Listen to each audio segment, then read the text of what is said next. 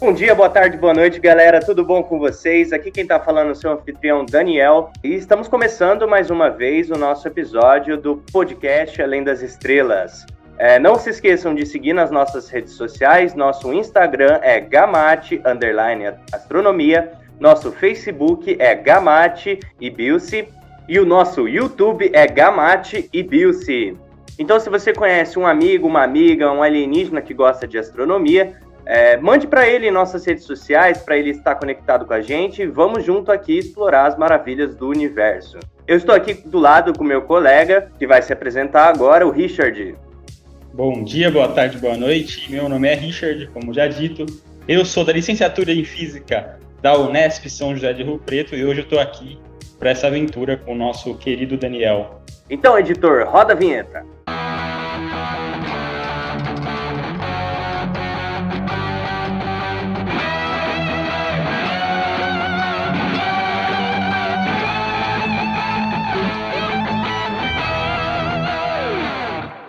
E o nosso episódio de hoje, a gente vai falar um pouquinho sobre noções de astronomia. Nos episódios anteriores, a gente estava falando sobre a história da astronomia, a gente falou sobre os egípcios, mesopotâmios, os gregos, e hoje, nesse episódio, a gente vai começar a falar sobre a forma e os movimentos da Terra, o que é a esfera celeste, as constelações e as estações do ano, não é, Richard?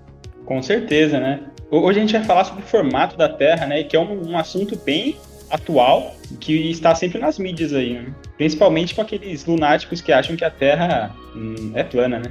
Exatamente. Essa ideia de que a Terra é plana, ela teve uma ascensão muito grande desde 2016, se eu não me engano, não é? Desde 2015, 2016, que essa ideia voltou à tona. Não é uma ideia atual, na verdade, ela é uma ideia que já vem desde o período lá da época do bronze e do cobre. E com os gregos ela caiu por terra, caiu por terra plana. Não, essa ideia já foi deixada de lado, outros modelos mais precisos foram surgindo e aí ela voltou à tona recentemente. Mas e aí, Richard, o que você tem para falar para a gente sobre o formato da Terra e os movimentos que a gente tem? Bom, para mim, eu acho que para a gente entender como é o formato da Terra, a gente tem que entender um pouco como foi o processo de desenvolvimento do nosso planeta, né? A hipótese mais aceita hoje é a dos planetesimais, não é? Então, lá no início do nosso sistema solar, a gente tinha alguns pedacinhos de pedra bem pequenos, não é? Que por acaso foram uns se juntando ao outro, está relacionada com a quantidade de massa que eu tenho ali no nosso corpo, e esses choques, né, de rochas, eles vão, como eu disse, vão aumentando a gravidade local, e não só isso. A gente sabe que choques, eles geram calor, e o calor foi muito importante para a forma da Terra, para o formato da Terra que a Terra tem hoje, tudo bem? O calor ele foi aquecendo ali a matéria, né, que foi se juntando cada vez mais. E, além disso, o nosso planeta ele conseguiu juntar uma grande quantidade de matéria radioativa, que também liberava muito calor. Então, lá no início do nosso planeta Terra, a gente tinha meio que um planeta não sólido, não é? Ele era meio que líquido, tudo bem? Então, ele era meio que líquido, assim. E esse estado líquido favoreceu muito para essa forma que a gente tem mais de uma esfera da Terra. Então, se a gente fosse ver, tem alguns vídeos da NASA que eles utilizam na plataforma espacial, que a gente vê, acho que com certeza você já viu, você pode até falar, que eles soltam um pouquinho de água assim no espaço aberto, e a gente vê meio que uma esfera, não é? Isso, que quando a esfera, ela é o formato mais perfeito no sentido radial, né, do centro dele, né? Então, quando a gente está no espaço, não existe cima, embaixo, direita, esquerda. Isso é uma concepção nossa, uma percepção que a gente tem aqui da Terra, do que é em cima, do que é direita, esquerda, o que é para baixo, porque a gente está preso no campo gravitacional. Lá, eles também estão presos, porém, eles estão caindo eternamente, né? Eles estão em órbita. Estar em órbita é isso, é você cair eternamente. Ao mesmo tempo que você está preso à força gravitacional, você está andando para o lado. Então, essas questões acabam que uma contrabalanceando a outra. E aí tem o formato esférico. No planeta Terra, Richard, se a gente pegar o ponto mais baixo do planeta, que é as Fossas da Mariana, e o ponto mais alto do planeta, eles têm uma diferença apenas de 5% de relação, no todo, porque a Terra não é uma esfera perfeita, existe alto relevo. Existem pontos que são mais baixos e pontos que são mais altos. Por isso que a gente chama esse formato de geóide. Ele é um formato quase esférico, porém tem alguns pontos que são mais altos e outros que são mais baixos, né?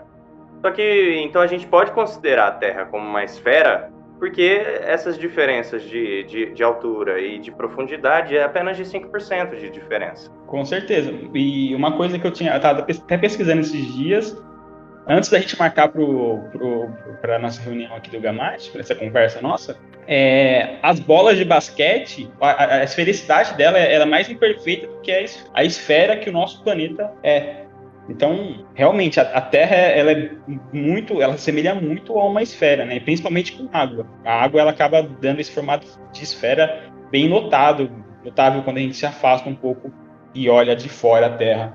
Eu vi também esse esquema aí do Everest, das Fossas Marianas. A altura, a diferença entre o ponto mais baixo que das Fossas Marianas e o ponto do topo do Everest dá aproximadamente 19,8 quilômetros. E o diâmetro da Terra, a gente for contar do norte ao sul, dá 12 mil quilômetros. Então, não é insignificativo, mas é uma diferença bem grande, né, entre o ponto mais alto e o ponto mais baixo do nosso planeta. Uma coisa bem interessante também, né, que se a gente for parar para pensar, e a gente consegue fazer essas medidas, tá? Se a gente mede o diâmetro da Terra do norte ao sul, dá 12.713,6 quilômetros, e de leste a oeste, dá 12.756 quilômetros. Ou seja, na linha do Equador, a Terra ela tem um raio um pouco maior, né? Então ela é portadora de uma circunferência abdominal extra aí, de cerca de 42 quilômetros. Ela é meio gordinha. Então é por isso que quando a gente está no ensino médio, eles dizem que os polos são mais achatados, né? Com certeza. Porque o diâmetro do Equador é um pouquinho maior do que o diâmetro do meridiano, né? Que passa entre o norte e o sul. Sim, ali na linha do Equador e tal. E quais são os movimentos da Terra? Quando a gente está no ensino médio, a gente é ensinado que a Terra ele tem 3 movimentos, né? O que você poderia falar para a gente sobre esses movimentos, né? E se eles são precisamente os mesmos ao longo dos anos? Então, quando a gente vai falar de movimento, a Terra ela faz vários movimentos, ela rotaciona em várias direções e tal, mas eu acho que os mais importantes aí, que impactam mais na nossa vida, são o de rotação e o de translação. Não sei se você tem mais algum outro movimento que você queira falar aí pra gente.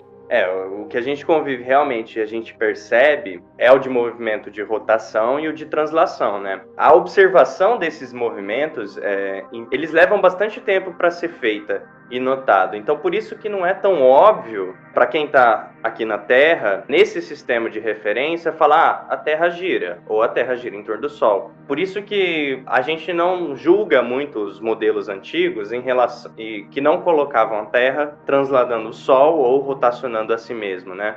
Essas observações foram feitas a partir quando a gente olha para outros planetas, né? A gente vê esses planetas rotacionando, Júpiter, Saturno. Isso só foi possível depois que a gente construiu os primeiros telescópios, né? Que a gente começou a observar mais claramente os outros planetas. E como dentro da ciência, dentro da natureza, a gente tem uma coisa que tem que reger todos os planetas, né? Que é uma lei. A gente precisa de uma lei que rege a natureza. O mesmo que vale para a Terra tem que valer para os outros planetas.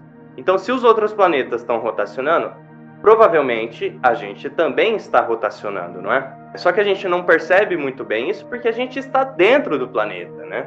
Então, para a gente observar a rotação e a translação, é necessário a gente colocar coordenadas de referências, a gente precisa, vamos medir o Sol, marcar a posição do Sol ao longo do ano, e aí a gente vai ter as efemérides, né, que é a posição de um astro ao longo de um tempo. Por exemplo, eu vou marcar a posição do Sol de em 30 em 30 dias, né, no mesmo horário. Então aí ele não vai estar no mesmo ponto, né? Então aí você constrói um modelo para isso. Os modelos antigos, eles, por mais que eles não sejam corretos, né, eles acabam que ajudaram a gente nos momentos atuais, não é? Porque a gente teve a curiosidade de desenvolver um modelo, e isso acaba ajudando, mesmo que pouco, mas nos modelos seguintes, né? Então, a gente pega o modelo que dizia que a Terra era o centro do universo, né, que é uma afirmação falsa, acabava que a gente tinha que desenvolver ali uma lógica por trás para tudo se encaixar, não é? Porque a gente via, assim, os outros planetas, eles não tinham órbitas circulares ao nosso redor. Se a gente levar a Terra como centro e analisando em cima o que ocorre lá fora, não é? Os movimentos seriam ao redor da Terra, dos outros planetas, acabam que não são tão simples, não é? Então eles acabam indo e voltando, e isso deixava meio que mais difícil, não é? A compreensão. E tinha uma frase que o professor meu de física do ensino médio falava, que eu sempre achei interessante, é o seguinte: se está ficando muito difícil, né? Se um modelo físico está ficando muito difícil, muito não compreensível, provavelmente ele está errado. A dificuldade é crescendo só ali, a gente tentar encaixar os planetas ao redor da Terra e tal, e ia ficando mais difícil. Eu trouxe algumas coisas aqui legais, por exemplo, translação. O movimento de translação é o movimento que a Terra faz ao redor do Sol. Esse movimento ele demora 365 dias e 6 horas. Essas 6 horas foram importantes, né? Porque se a gente for lembrar, a cada 4 anos, 6 vezes 4 é 24, ou seja, 24 horas, não é? A gente tem o ano bissexto. E o movimento de rotação é o movimento que a Terra faz ao redor do seu eixo de rotação, né? Então, daí é 24 horas aí a demora desse movimento. E depois do nosso próximo encontro, a gente vai falar um pouquinho mais específico sobre os dias, meses e anos, porque a gente tem outros tipos também de marcação de dias. A gente tem o dia sideral, a gente tem o dia solar, e aí no nosso próximo encontro a gente vai entrar mais especificamente nisso, né? Seguindo nesse tema, a gente está falando da Terra, né? E uma coisa que a gente não pode deixar de notar é a nossa esfera celeste, não é? É o nosso céu. E o que você poderia falar um pouquinho pra gente sobre isso? Cara, a esfera celeste é sempre um tema que é interessante, né? Que agrada muitas pessoas. Pô, desde pequeno, pelo menos eu, né? Desde pequeno eu olho pro céu e vejo aquelas luzinhas lá piscando, aí do nada eu ligo a televisão, então falaram que descobriram tal coisa, nessas luzinhas piscando e tal, e tipo, isso sempre me chama muita atenção. Essa esfera, né, esse nome esfera celeste, e a gente utiliza esse nome ainda devido ao nosso passado, né, porque a gente realmente acreditava que tinha uma esfera, e que nessa esfera tinha essas luzinhas aí, na parede dessa esfera tinha essas luzinhas, que eram as estrelas pra gente hoje. Tanto que no modelo terraplanista existe o firmamento, não é? Que é justamente essa cúpula de vidro, né? Que tem as estrelas, né? E outros modelos também utilizaram essa ideia de que existia uma esfera de vidro em volta da Terra onde estariam as estrelas, né? Vários modelos fizeram isso. A gente utiliza esse nome, mas é por questões históricas mesmo. Mas o que é a esfera celeste, né? Para os nossos ouvintes terem uma noção do que é. A gente está num local da Terra, né? A gente está aqui, é um local de observação. Se você estiver em outro ponto da Terra, você vai ter um céu totalmente diferente. Porque a Terra é uma esfera, então você está na esfera. Se você está no hemisfério sul, você vai ter um local de observação do hemisfério sul, né? E se você estiver no hemisfério norte do planeta Terra, você vai ter um local de observação do hemisfério norte. E o que é a esfera celeste? A esfera celeste a gente utiliza dentro da astronomia para a gente conseguir se orientar. E também a gente tem certas regiões do céu onde a gente vai ter as constelações. Tudo isso tem um contexto histórico das constelações, mas a gente utiliza essas constelações e algumas linhas da esfera celeste para a gente se orientar e para ter um registro da posição de um certo objeto cósmico. Por exemplo, a gente tem uma nebulosa, essa nebulosa a gente precisa de um endereço para ela, a gente precisa fazer marcações e um ponto de referência para a gente descobrir onde a gente está. Por exemplo, a gente não tem a nossa casa é na rua tal, no número tal. Isso é um endereço, imagina X e Y. X é a rua, Y é o número da casa. Só que aí você tem um andar, então aí você vai ter uma coordenada tridimensional. Então eu moro na rua tal, número tal, em tal andar, certo? Então isso é uma coordenada de endereço, né? No céu a gente também tem isso, só que a gente vai utilizar coordenadas com base na esfera celeste. Então se você estender o braço para frente, essa daqui é a linha do horizonte. Se você estender o braço e girar, você vai ter a linha do horizonte, certo? Se você estender o braço para cima, você vai ter a altura. Então, veja bem, você consegue marcar a posição de um astro a partir dessas duas coordenadas. A partir do horizonte, girando para os lados, né? Você girando, no caso. E o seu braço para cima seria a altura. Existem outros tipos de coordenadas que utiliza o planeta Terra como referência, que são as coordenadas equatoriais, e essa coordenada que eu falei, da esfera celeste, que é a coordenada local, é a coordenada azimutal, que utiliza o sistema de referência onde está o observador. Então isso é muito importante para a astronomia sobre a esfera celeste. A gente também vai ter algumas linhas de orientação, por exemplo, a gente pode colocar a linha equatorial, que é onde o equador passa. A gente vai ter a linha da eclíptica, que é onde o Sol passa durante o dia, né? O movimento do Sol. A gente vai ter as coordenadas terrestres lá, norte, sul, leste, oeste também, que é em relação aos pontos magnéticos da Terra, que é quase próximo ao ponto geográfico. Por exemplo, ponto norte magnético é próximo ao ponto norte geográfico, né? E aí essa parte, os pontos geográficos é em relação ao eixo de rotação da Terra.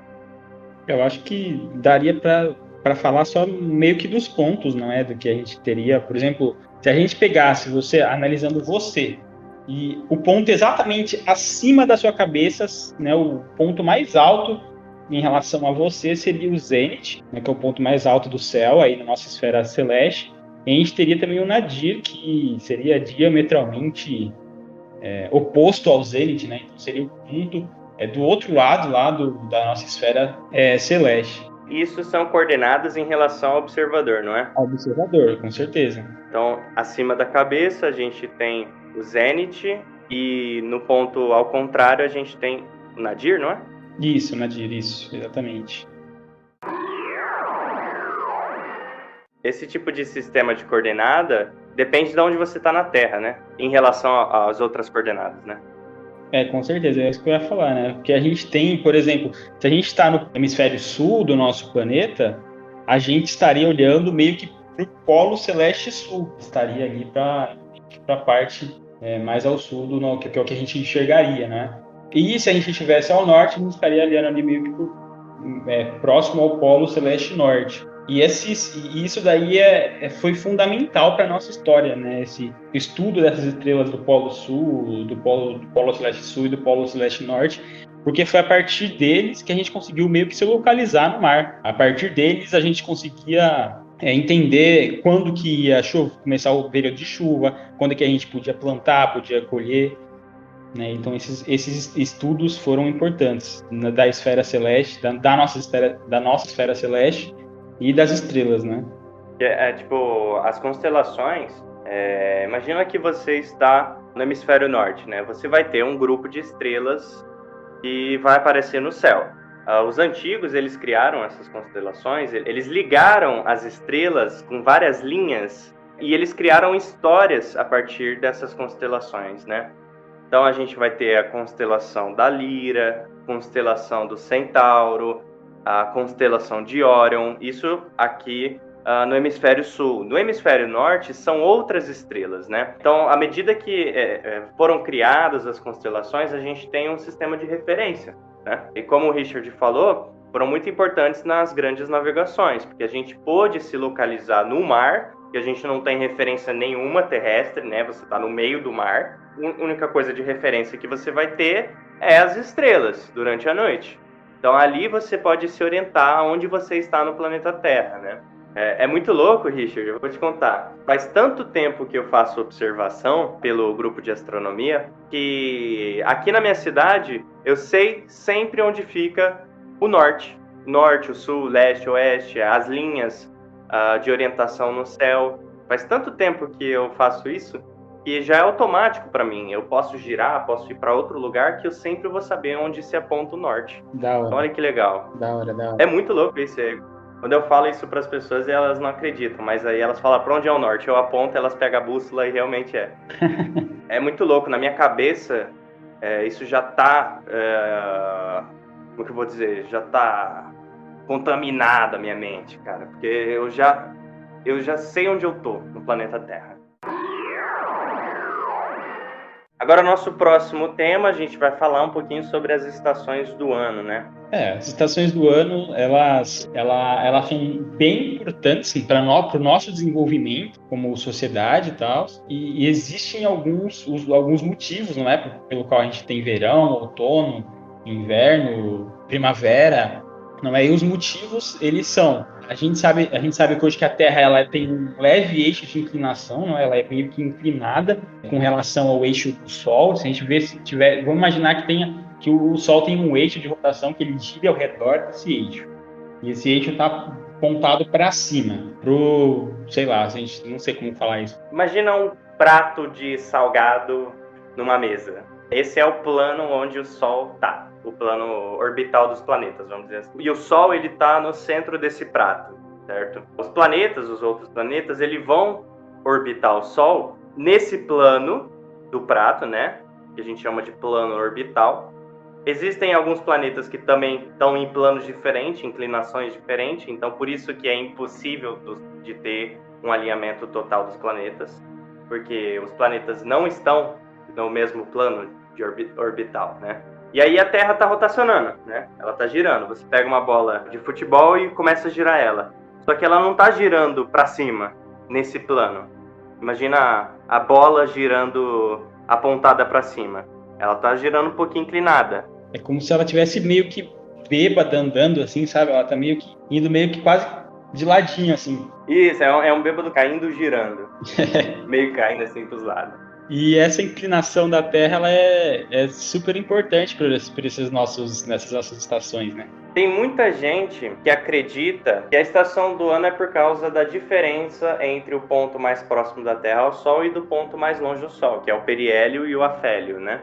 Porém, sim, essa variação, essa diferença de distância, representa apenas 4% de diferença de energia que chega na Terra. Essa diferença da distância, quando você faz o cálculo da quantidade de energia que chega na Terra, a variação dessa energia é apenas 4%. Ela serve para explicar alguns fenômenos climáticos, porém não essa mudança total do clima, né?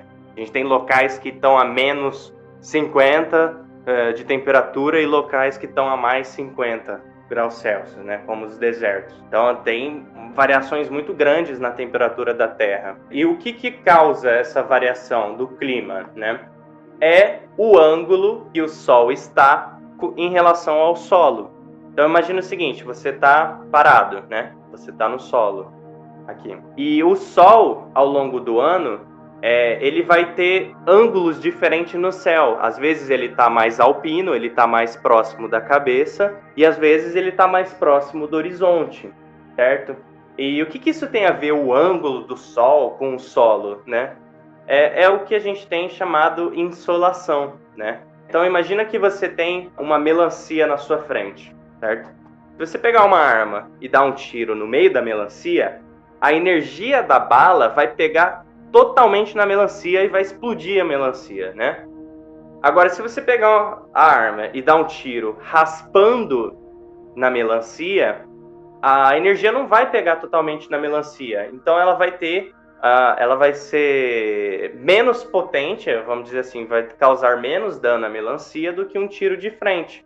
Então o sol, estando em cima da nossa cabeça, quase 90 graus, ele está direto no solo e a insolação vai ser maior. Enquanto que se o sol estiver no horizonte, ele vai estar como se fosse o mesmo esquema, ele vai estar raspando, a energia vai estar raspando no solo, né, do planeta Terra. Então vai ter menos energia, com isso a temperatura vai cair. E aqui em Rio Preto, por exemplo, no verão, o sol ele está a 89 graus de altura no seu ponto máximo. Por isso que em Rio Preto é quente. No verão é quente, né? Parece deserto do Saara e não venta aqui em Rio Preto. É por causa disso.